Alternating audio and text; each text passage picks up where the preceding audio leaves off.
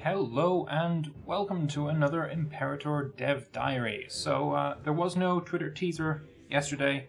Johan was away all weekend apparently, so yeah, nothing there.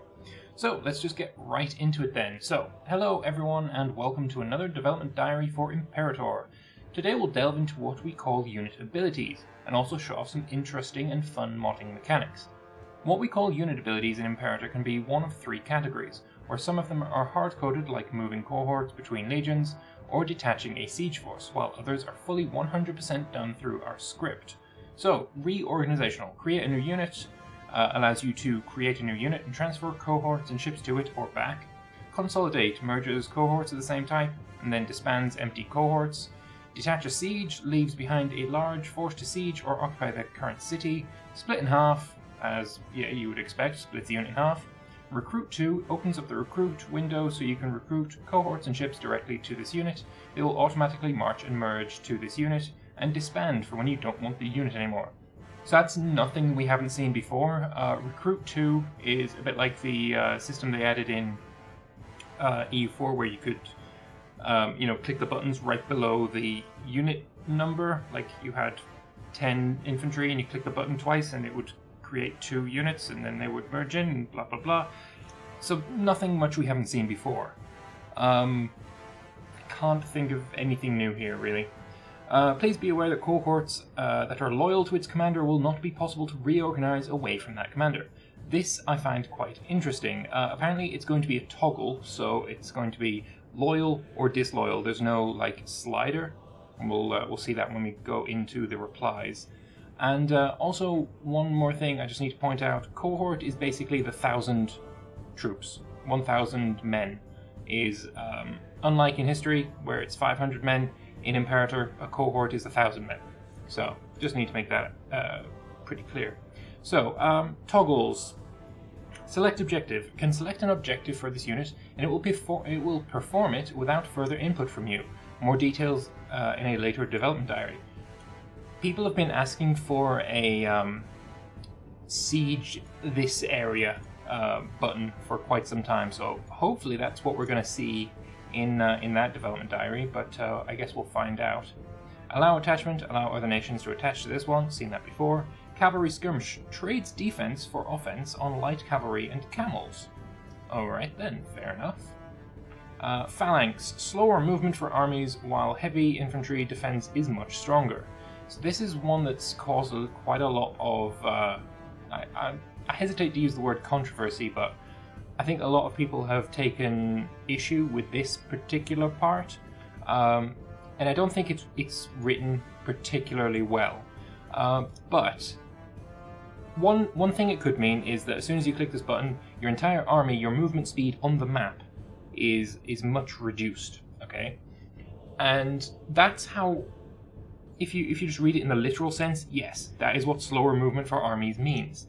However, unlike with their other games right now, I mean, I don't think CK2 has a movement speed mechanic for individual units, but if we go and have a look at the older dev diary, that's not the button I wanted, oops, this is the button I wanted. If we have a look here, we can see cavalry, move quickly. Chariots, they are not faster, hang on. Heavy infantry are pretty slow. Does it say that somewhere? Oh yeah, there we go. Move quickly, they move quickly. Horse archers, they are deadly to slower moving units. Light cavalry, move very quickly. War elephants, very good against units that cannot run away quickly. So, movement speed is a factor in combat itself. And I'm of the opinion, at least I hope this is how it works, that this here, slower movement for armies, purely means the movement speed of the army in combat. It will slow down all of the units in combat, but not slow them down on the campaign map. I have no confirmation of this, I don't have any insider information on this. I'm just thinking that is what this could mean, and in my opinion, that is what this should mean. Because if you click Phalanx and your army moves slower, that means that your entire army is forming up into a phalanx and moving across Greece or Italy or wherever in formation, and that's ludicrous. So I really don't think that's it. I think this is just written a little bit ambiguously, and yeah, I hope that I'm right. And infantry defense is much stronger, right?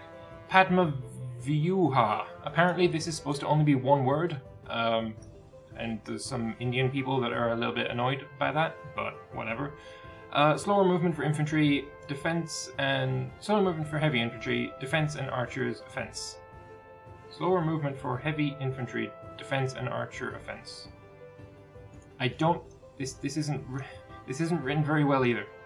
Okay, well, whatever. Slower movement, and then heavy infantry, defense and archer offense. What does this go up or down or what? I don't know. Unit reorganization doubles maintenance and slow movement speed, but unit reinforcements and morale recovery is much faster. Without using this, units recover slower than in previous games. Fair enough. Okay then. Enforced march, heavier attrition and no morale recovery while moving much faster. Okay. Some of these are unlocked by different military traditions, and some of them are always available, and some toggles have a small military power cost. So, actions that we can do with our armies. Attach and detach to a unit, attach and detach another unit present in the city. So this makes me think garrisons are a thing? Maybe? Unless a city is just meaning the current tile that the army is stood on. Maybe that's more likely. Shattered Retreat gives the order for the unit to perform a Shattered Retreat. This is handy if you want to save the remnants of your army trapped deep in enemy territory, or when you're cut up by hostile forts. I love this. I think this is amazing. I want to see this in EU4. The ability to just, oh, I've got a massive army coming over. I'm just going to click the Shattered Retreat button. Ha ha ha, running away. Actually, no, I don't want to see that, and I actually don't like this. It's just a funny... maybe I don't like that. I don't know. Is that exploitable? I feel like that's exploitable. It's like, oh no, there's a massive army that's about to crush me. I need to run away. Shattered Retreat. You're never going to be able to catch me. That doesn't... That seems exploitable. Okay, well, moving on then. Construct a border fort. Creates a colony in an unowned city bordering you, adding 1 Freeman pop of your culture and a fort for military power. More spend mana, get shit. I guess, fine.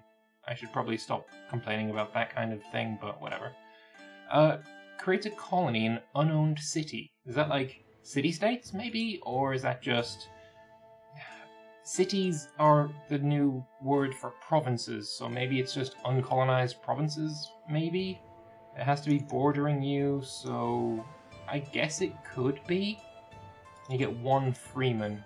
Okay, fair enough. Desecrate a holy site. Spend religious power in another nation's capital to reduce their omen power for a long time. Spend military power to get more cohorts to your unit. Spend military power, spend military power, spend military power. Jesus fuck. Fair enough. So you can get more cohorts, you can create a Freeman pulp of your cultural religion in the current city. Is that in your own cities, or can I do it while sieging an enemy? Probably not. Spend military power to get gold and manpower from an enemy city. Spend military power to build a road towards the next city as the army moves to. Okay, so road building is a thing. That's good. I like to see that. But I suppose this one does make sense. Spend military power to get gold and manpower? It all depends on what military power is an abstract of. I'm not totally on board with the whole mana thing, but, you know, that's the direction the game wants to go in, so I can't really fault them for that. Some of these are unlocked by different military traditions, and some of them are always available. Cool. And then we have this image. So what can we see here? It's not possible to military colonies due to you do not require the required military tradition to perform this action. Military colonies, Rome pays 25 mil points. That's the helmet there. That does not look good on that tooltip background.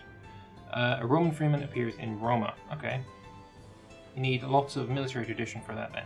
For many centuries, foreign overlords have embraced the practice of transplanting their own native citizens into the new foreign lands. Known as clerics, these citizens were often considered as more likely to be loyal soldiers than the indigenous population. Alright, anything else we can see here that looks cool? Other than the map, which just looks absolutely gorgeous. I love the map. It's the best part about this game for me so far. Absolutely love it. Yeah, this is the Legion 1. 126 gold, lots of manpower, stability there. Yeah, it's all looking fairly normal. I do love the map though. I mean, the map just looks... Oh, I just can't understate it. It just looks amazing. Yeah, so modding support. I have no clue how to mod, so for people who do modding, this is for you.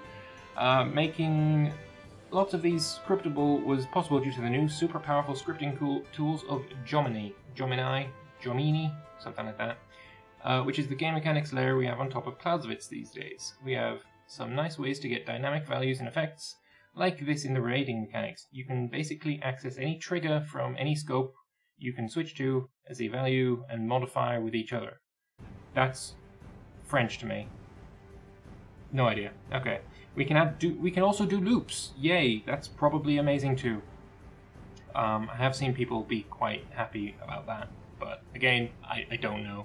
So yeah, I'll leave that for you modding people. For those of you that modded previous games know about city, character, and country scopes, we'll be happy to know that Imperator has those and far more, like unit scope, pop scope, party scope, etc. Okay, and then next week we're looking at technology, so that should be interesting. Then, any chance of pulling Hannibal by crossing impassable terrain? The passes used by Hannibal, so in the Alps, are not impassable. Okay, I guess that kind of puts paid to the theory that, or not the theory, but the wish that certain impassable terrain will be passable if you have a leader with high enough maneuver.